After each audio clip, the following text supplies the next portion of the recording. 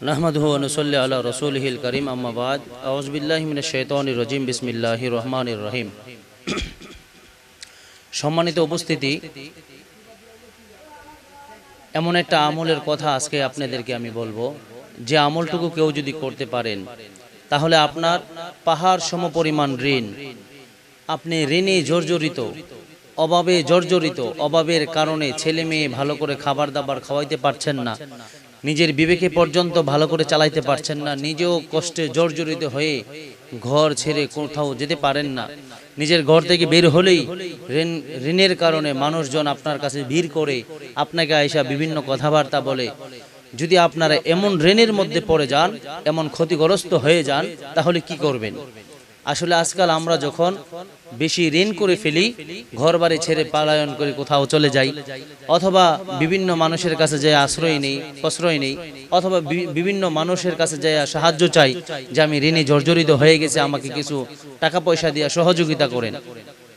আল্লাহর নবী বিশ্বনবী মুহাম্মদুর রাসূলুল্লাহ সাল্লাল্লাহু আলাইহি ওয়াসাল্লাম আমাদেরকে এমন একটা দিক নির্দেশনা দিয়েছেন। বিভিন্ন হাদিসের মধ্যে আল্লাহর নবী বলেছেন যে তোমরা যখন ঋণী হয়ে যাইবা, তখন তোমরা আল্লাহ তাআলার কাছে আশ্রয় নাও, তখন তোমরা আল্লাহর কাছে চাও, তখন তোমরা বিভিন্ন দোয়াতে মশগুল হয়ে যাও। আল্লাহ রাব্বুল আলামিন তোমাদের সমস্ত ঋণী পরিশোধ করার ব্যবস্থা করে দিবেন। আল্লাহ তাআলা তোমাদের সমস্ত অভাব দূর করে দিবেন। আল্লাহ তাআলা তোমাদের সমস্ত কষ্ট দুর্দশা দূর করে দিবেন।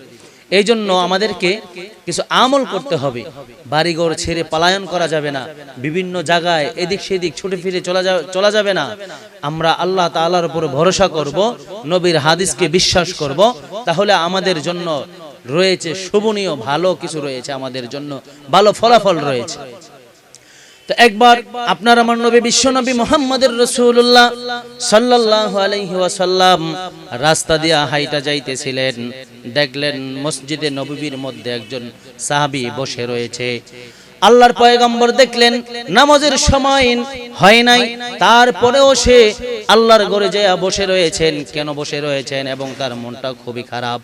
এই জন্য আল্লাহর নবী বিশ্বনবী মুহাম্মদুর রাসূলুল্লাহ দৌড়াইয়া চলে গেলেন মসজিদের মধ্যে। যায় বলতেছেন, হে সাহাবী, তুমি কেন মসজিদের মধ্যে বসে রইলা?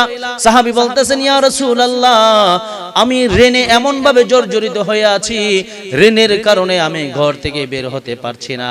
কারণ বিভিন্ন মানুষ আমার কাছে আইসা ঋণের জন্য আমাকে বিভিন্ন ভাবে প্রেসার কিট করে আমার কাছে টাকা পয়সা চায়। আমি কোথায় থেকে টাকা দিব? আমার কাছে তো টাকা নাই। আমি এমন ভাবে ঋণে জর্জরিত হয়েছি, এখন মনে হয় আমি বাহিরে আর বের হতে পারবো না। এই জন্য আমি ঘরের মধ্যে বসে থাকি নাই, কারণ ঘরের মধ্যে বিভিন্ন মানুষ আইসা আমাকে তালাশি করে। এই জন্য আমি আল্লাহর ঘরে বসে রইলাম, যেন আল্লাহ রাব্বুল আলামিন নিয়ে আমাকে কোনো একটা সাহায্য করে। আল্লাহর নবী বিশ্বনবী বললেন, সাহাবী, তাহলে শোনো, আমি কি তাহলে তোমাকে এমন একটা আমলের কথা বলবো, যে আমল যদি তুমি করতে পারো, আল্লাহ রাব্বুল আলামিন তোমাকে এমন একটা ভালা, আল্লাহ তাআলা তোমাকে এমন একটা অবস্থা তৈরি করে দিবে যেন তোমার কাছে কেউ টাকা পয়সাই কখনো পাবে না। এমন একটা দোয়া কি আমি তোমাকে বলে দিব? সাহাবী বলেন, ইয়া রাসূলুল্লাহ, তাহলে আপনি আমাকে এই দোয়াটা পড়ায়া দেন। আব্দুল্লাহ ইবনে মালিক রাদিয়াল্লাহু তাআলা আনহু তিনি হাদিসের মধ্যে বলেন, আল্লাহর নবী বলেছেন যে তোমরা এই দোয়া কি মুখস্থ করবা না নাকি? মুখস্থ করো, যেন যখন বিপদ আসে, এই বিপদ আসার সঙ্গে সঙ্গে তোমরা এই দোয়াটা পড়ে নিবা। আল্লাহ রাব্বুল আলামিন তোমাদের সকলকে এই দোয়ার বরকতে বিপদ থেকে, ঋণ থেকে আল্লাহ তোমাদেরকে মুক্ত করে দিবেন। তখন আল্লাহর নবী বিশ্বনবী বললেন, তাহলে তোমাদেরকে একটা দোয়া শিখাইয়ে দেই। ওই দোয়াটা হলো, কেউ যদি তোমরা সকালে একবার, বিকালে একবার এই দোয়াটা পড়তে পারো, আল্লাহুম্মা ইন্নী আউযু বিকা মিনাল হামনি ওয়াল হাজনি ওয়াল আজজি ওয়াল কাসলি ওয়াল জুবনি ওয়াল বুখলি ওয়া দালা'id দাইনি ওয়া গালাবাতির রিজাল।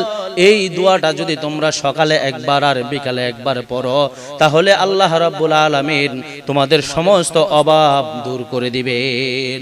সাহাবী বাড়িতে চলে গেছে, তিনি যাইয়া আমল শুরু করে দিলেন, আমল করতে শুরু করলেন। কিছুদিন পর বিশ্বনবীর সঙ্গে সাক্ষাৎ, আল্লাহর নবী বলতেছেন, সাহাবী এবার তুমি বলো তো তোমার ঋণের কি অবস্থা, তোমার কাছ থেকে যারা টাকা পয়সা পাইতো তাদের কি অবস্থা, এবার তুমি বলো।